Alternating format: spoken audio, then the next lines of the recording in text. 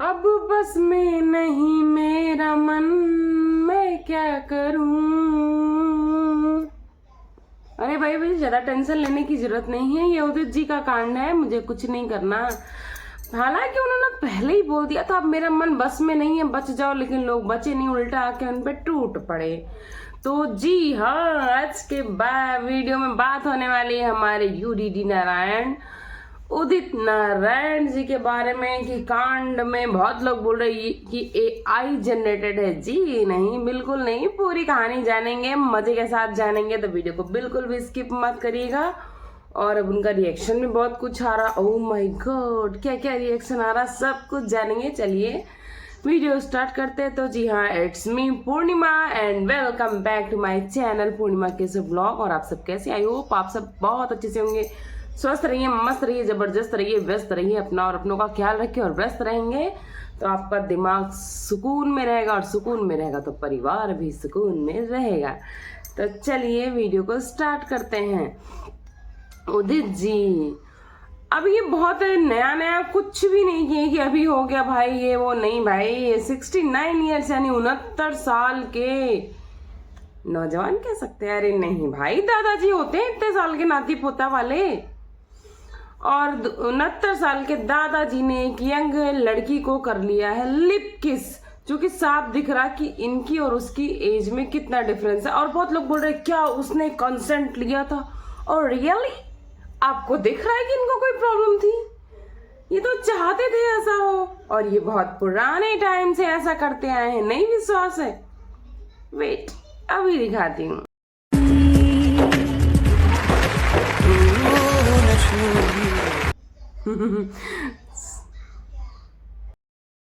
और तो और उस टाइम उनका एक्सप्रेशन भी आप देखो, कैसे एकदम अनकंफर्टेबल वाली फीलिंग उनको दिख रही थी उनके फेस पे, साम यार, कुछ भी। इनका दिमाग ऐसा फिर गया इनके बारे में बोलते बोलते ना। चलो ठीक है, अभी आगे बात करते हैं। और अभी आपको दूसरा इंसिडेंट भी दिखाना बहुत ज्यादा जरूरी है, तो आप उसे भी देखिएगा।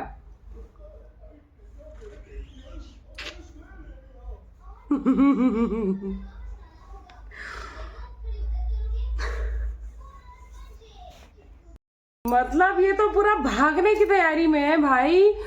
अगर अभी बहुत लोग का कहना है कि अगर लड़के ऐसे मिलते हैं करके तो लोग बोलते हैं गे हो क्या वे, पर लड़कियां मिलती हैं तो बहुत कूल कहते हैं उनको। अगर कोई लेस्बियन भी बोलेगा तो बहुत खुश होती हैं, क्योंकि उसको हंसी मजाक कर लेते हैं। सबको पता है कि लोग सेफ कहाँ पर नहीं करते। और लड़कियां, मानती हूँ आज के मॉडर्न सोसाइटी में बहुत सारी लोग मगर यार नहीं। दूसरी बात, इन्होंने ओनली उस लड़की को नहीं किया था, उसके बाद बैक टू बैक फोटोग्राफी दे रहे थे। ये ऑटोग्राफ नहीं, ऑटोग्राफ दे रहे थे। और भाई मीम्स तो जो तगड़े तगड़े बने, शायद उसकी वीडियो मैं अपने वीडियो में ऐड नहीं कर सकती, लेकिन एक पिक्चर जरूर ऐड करती हूँ, उसको आप देखो। मतलब क्या ही बोलूं, टंग से दांत खोल के उसके अंदर पर्ची डाल दी है। भाई 70 साल के होने वाले हैं आप, थोड़ा सा रहम कर लो। और ऊपर से इनके ऊपर लोग गाना गा रहे थे, पता नहीं किस रूप में आके नारायण मिल जाए। अरे भाई, इसके लिए हाथ जोड़ेंगे? छी जी नहीं, नारायण भगवान अलग है, किसी के नाम में नारायण आ जाने से वो नारायण नहीं हो सकता, वो भी इस तरह का ठरकी, बिल्कुल नहीं, नॉट एट ऑल। पर जानते हैं बहुत सारे लोग हैं, अपने आप में थोड़ा सा कोई चीज जुड़ जाए बस वो अपने आप को वही अहम ब्रह्मास्मि वाली उसमें जोड़ने लगते, पर ऐसा बिल्कुल नहीं होता है ना।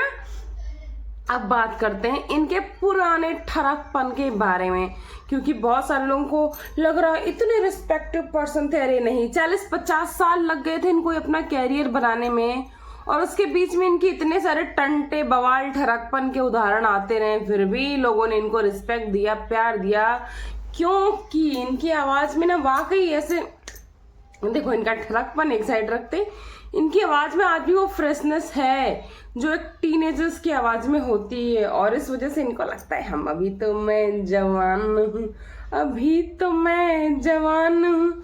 या 30-35 के बाद तो लोग आंटी एंड अंकल कहने लगते हैं, और थोड़ा सा भी मेकअप पे टिप्पणी करने लगते हैं अपनी अप्सरा मॉम को ही देख लो, लोग क्या क्या नहीं बोलती सिंगार पटार करके रहो सुहागन हो तो आई थिंक रहना भी चाहिए, जिसको जैसा समझ में आता है वैसा अपने अकॉर्डिंग। चलिए इनके बारे में बात करते हैं, उनका तो चलता ही रहता है। इन्होंने बहुत एक पत्नी के रहते दो शादी की थी बहुत पहले, 2001 में ये बात उभरी ही थी। इन्होंने सब कुछ कह के उसको क्लोज करवा दी थी। हालांकि उन्होंने बयान भी दिया था कि इस बंदे ने बोला था कि अगर तुम शादी की बात बाहर लाती हो तो मैं आत्महत्या कर लूंगा। ओहो रियली? आप जैसे ठरकी इंसान आत्महत्या कभी नहीं करते हैं। और वो बेचारी फिर से दब गई, लेकिन 2006 में कि गए थे कहीं कॉन्सर्ट में और उसी होटल में मीडिया और पुलिस के साथ में आके धमक गई और प्रूफ कर दिया किसी भी तरह से कि उनकी शादी हुई थी और उनको एक्सेप्ट भी करना पड़ा था। हालांकि दूसरी शादी इनकी दीपा नारायण से हुई थी जिसके एक बच्चा भी है। उसके बारे में छोटी सी क्लिप है, आप लोग जरूर देखना। पालनहारे निर्गुण और न्यारे, तुमरे बिनु हमरा कौनो नहीं।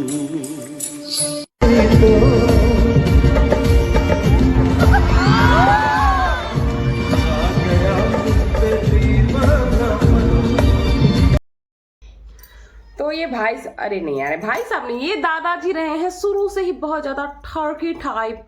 लेकिन ये है कि इनकी जो इमेज है, जो उनकी पोजीशन है, उसके नीचे इनकी ठरक छुपती चली गई और पता नहीं अपने पर्सनल लाइफ में कितना ठरकीपन करते होंगे जो कि आम पब्लिक को पता भी नहीं चलता। यार इतनी रिस्पेक्ट करती थी और उसके बाद इनका बयान आता है क्या कि जनता ऐसे सेलिब्रिटी के लिए दीवानी होती है, पागल होती है। इसको इतना भी बढ़ाकर नहीं बोलना चाहिए, इसको नॉर्मल वे में लेना चाहिए। और really, oh my God, really इस तरह से दीवानी होती है? जी नहीं, आप ठरकपन है, आपको मौका चाहिए।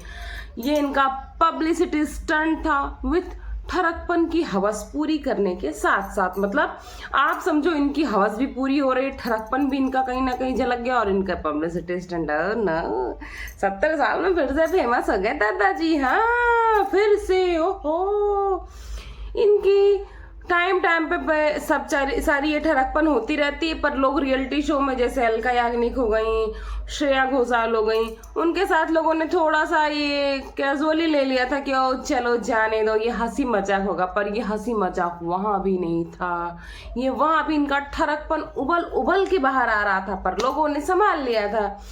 और यहाँ पर ये नहीं संभाल पाए क्योंकि सामने से अप्रोच हो गया था तो कंसेंट की बात ही नहीं थी।